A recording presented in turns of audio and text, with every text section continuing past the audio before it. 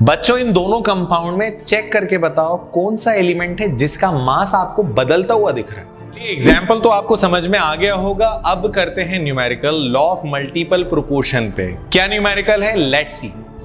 Show this data illustrate the law of multiple proportion. क्या ये values, क्या ये बातें लॉ ऑफ मल्टीपल प्रोपोर्शन से मैच करती हैं? तो चेक कर लेते हैं मैच कर रही है नहीं कर रही। लेकिन चेक कैसे करते हैं तो देखो आप लोग, बड़ा सिंपल है। तो बच्चों मैंने दोनों रेशो में हाइड्रोजन को कर दिया है फिक्स 1। इधर भी हाइड्रोजन हो गया 1 हो गया। एक चीज फिक्स हो गई, बदल क्या रहा है, ऑक्सीजन। तो जो बदलता है उसका रेशो लेते हैं।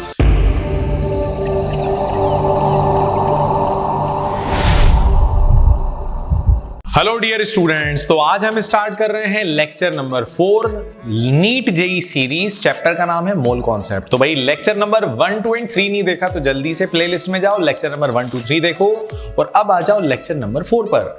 इस सीरीज में अगर आपको किसी भी तरह की कुछ क्वेरी, कुछ प्रॉब्लम लगती है तो आप प्लीज कमेंट बॉक्स में जाकर कमेंट कर सकते हैं। आपकी क्वेरीज को सॉल्व करने के लिए ही तो हम लोगों ने सीरीज स्टार्ट करी है। अगर केमिस्ट्री से रिलेटेड जरा भी प्रॉब्लम है तो अब वो प्रॉब्लम आपकी नहीं है, वो हमारी है। चलिए let's begin.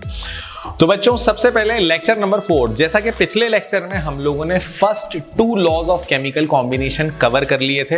Law of conservation of mass, law of constant composition, सब कुछ कवर करा था विथ न्यूमेरिकल। आज मैं स्टार्ट कर रहा हूं लॉ ऑफ मल्टीपल प्रोपोर्शन। बड़ा बेहतरीन लॉ है, बहुत इंपॉर्टेंट लॉ है। यह लॉ दिया था जॉन डाल्टन ने। This law was given by John Dalton. और इस लॉ में डाल्टन भाई साहब ने एक बड़ी अच्छी बात बताई। डाल्टन का कहना था कि जब भी 2 एलिमेंट्स मिलते हैं वो तो कंपाउंड बनता है। जैसे कार्बन और ऑक्सीजन अगर मिलेंगे तो डेफिनेटली कंपाउंड बनेगा। लेकिन ये लॉ उन एलिमेंट्स के लिए है जो मिलते हैं और मिलकर सिंगल कंपाउंड नहीं बनाते बल्कि मोर देन 1 कंपाउंड बनाते हैं। So this law is only applicable for those compound which combine together and form more than 1 compound. Remember, अगर 2 एलिमेंट मिलकर सिंगल कंपाउंड बना रहे हैं जैसे सोडियम क्लोराइड NaCl, ये लॉ उनके लिए नहीं है। ये लॉ उनके लिए है जो मिलकर एक से ज्यादा कंपाउंड बनाते हैं। For example carbon and oxygen. Carbon का मास 12, ऑक्सीजन का मास 16। आपको पता होगा कार्बन और ऑक्सीजन मिलकर कभी बनाते हैं कार्बन का मोनोऑक्साइड तो कभी बनाते हैं कार्बन का डाइऑक्साइड। बच्चों इन दोनों कंपाउंड में चेक करके बताओ कौन सा एलिमेंट है जिसका मास आपको बदलता हुआ दिख रहा है।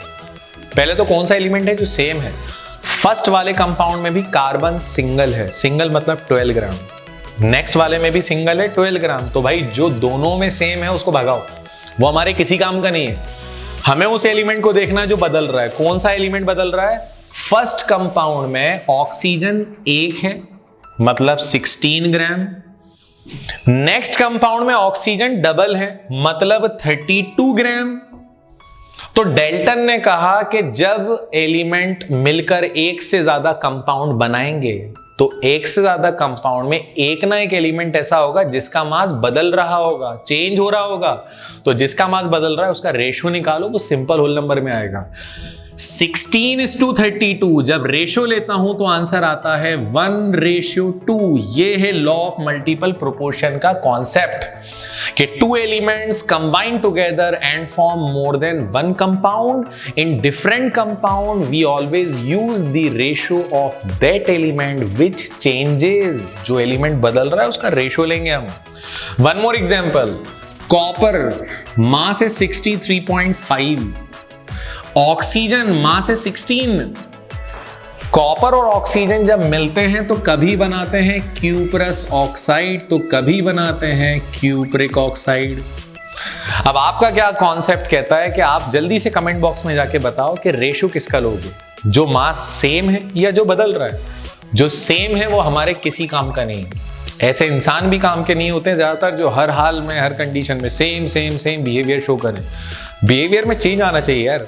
कुछ अच्छा लगे तो खुश होना चाहिए, कुछ बुरा लगे तो एग्रेशन होना चाहिए। सिमिलरली जब कंपाउंड बदल रहा है तो कंपाउंड में जो एलिमेंट बदलेगा उसका रेशो लेंगे। कौन बदल रहा है? कॉपर। फर्स्ट कंपाउंड में कॉपर है 63.5 into 2 रेशो। सेकेंड कंपाउंड में है कॉपर 63.5 और बच्चों जब इन दोनों का रेशो लेते हैं तो आंसर आता है 2:1, मतलब अगेन यहां पर हमें मिल रहा है सिंपल होल नंबर रेशो। अगर ये बात आपके समझ में आ गई है तो जल्दी से इसे नोट डाउन करो। हम बढ़ते हैं आगे बड़े स्पेशल एग्जाम्पल पे। चलिए एग्जाम्पल तो आपको समझ में आ गया होगा, अब करते हैं numerical law of multiple proportion पे। क्या न्यूमेरिकल है, लेट्स सी। क्वेश्चन दिया हुआ है भाई कि H2O2 and water contain 5.93% and 11.2% hydrogen. देखो बेटा H2O2 में भी हाइड्रोजन है, वाटर में भी हाइड्रोजन है। H2O2 का हाइड्रोजन 5.93% है, तो जो बच रहा है दैट इज 5.93, तो जो बच रहा है 94.07 वो ऑक्सीजन है, बचा हुआ ऑक्सीजन है। वाटर के अंदर H2O में हाइड्रोजन 11.2 है, तो जो बचेगा वो परसेंटेज ऑक्सीजन का, सिंपल है। Show this data illustrate the law of multiple proportion. क्या ये वैल्यूज, क्या ये बातें लॉ ऑफ मल्टीपल प्रोपोर्शन से मैच करती हैं? तो चेक कर लेते हैं मैच कर रही है नहीं कर रही। लेकिन चेक कैसे करते हैं तो देखो आप लोग, बड़ा सिंपल है। सबसे पहले आपको जो कंपाउंड दिया जा रहा है, आपने उस कंपाउंड को देखा, क्या दिया है H2O2। In H2O2 percentage of hydrogen दिया है 5.93, तो डेफिनेटली परसेंटेज ऑफ ऑक्सीजन, बचा हुआ जो परसेंटेज है वो ऑक्सीजन ले लेगा 5.93। 100 में से 5.93 को माइनस करो क्योंकि पूरा कंपाउंड 100% है। 5.93 हाइड्रोजन है, हटाओ उसे, बच क्या रहा है? तो बच रहा है 94.07। ठीक है, आपने हाइड्रोजन ऑक्सीजन का परसेंटेज निकाल लिया, दोनों की वैल्यू आ गई। अब दोनों का रेशो ले लो। जब दोनों का रेशो लोगे तो 5.93 रेशो 94.07, जब आप इसे सॉल्व करोगे तो ये आ जाएगा 1:15.86। बच्चों ये वैल्यू आ गई। इसमें हाइड्रोजन को 1 कर दिया क्योंकि देखो हाइड्रोजन को या ऑक्सीजन को किसी एक को फिक्स करना जरूरी है, तभी तो पता चलेगा अगला बदल रहा है। तो हाइड्रोजन हो गया 1, ऑक्सीजन है 15.86। ठीक, अगला कंपाउंड है H2O। In H2O percentage of hydrogen, तो भाई हाइड्रोजन का परसेंटेज है 11.2। फाइनली 11.2% हाइड्रोजन है, तो बच्चों बचेगा तो वो ऑक्सीजन होगा। क्या बच रहा है? तो भाई परसेंटेज ऑफ ऑक्सीजन आएगा 88.8, क्योंकि 100 में से 11.2 को माइनस करोगे तो 88.8 आएगा। फाइनली अब क्या करा, रेशो ले लिया। तो रेशो जब आप लोगे तो रेशो लेने पर कोई एक चीज फिक्स हो जाएगी। 11.2 रेशो 88.8। आप सॉल्व करके देखो, जब आप इसे सॉल्व करोगे तो ये आ जाएगा 1:7.92।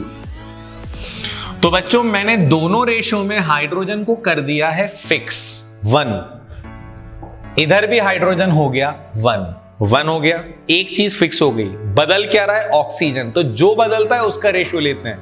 फाइनली इधर ऑक्सीजन 15.86 है और अगली जगह ऑक्सीजन 7.92 है। तो बेटा जो चीज बदलती है उसका रेशो लो। तो फाइनली अब आप क्या करोगे? रेशो ऑफ ऑक्सीजन, तो ऑक्सीजन का रेशो पहले कंपाउंड में है 15.86, रेशो अगले कंपाउंड में है 7.92। जब आप इसे कैंसिल करोगे तो आंसर आ जाएगा 2:1। फाइनल आंसर आ रहा है सिंपल होल नंबर वैल्यू में, मतलब ये लॉ ऑफ मल्टीपल प्रोपोर्शन को फॉलो कर रहा है। तो आपको कुछ नहीं करना है, आपने सिंपल काम करा। सबसे पहले आपने कंपाउंड को देखा, जो उसमें एलिमेंट है उनका परसेंटेज लेके रेशो ले लिया। फिर आपने अगले कंपाउंड को देखा H2O को, उसमें जो एलिमेंट हैं हाइड्रोजन ऑक्सीजन, उनका परसेंटेज लिया, उनका रेशो ले लिया। जब आप रेशो लेते हो तो कोई एक चीज फिक्स हो जाती है, जो फिक्स हो गया उसको हटाओ। फिर अलग अलग कंपाउंड में जो बदल रहा है उसका दोबारा रेशो लो। आंसर अगर सिंपल होल नंबर में आ गया तो law of multiple proportion follow हो रहा है। आई होप ये वीडियो आपको समझ में आया हो। अगर ये वीडियो समझ में आया है तो प्लीज अपने दोस्तों के साथ, अपने फ्रेंड्स के साथ ज्यादा से ज्यादा शेयर करें। रिमेनिंग जो लॉज हैं वो हम लोग कवर करेंगे हमारे नेक्स्ट वीडियो में। अगर ये बात आपको क्लियर हो गई है तो प्लीज कमेंट बॉक्स में जाके कमेंट करें। Thank you so much.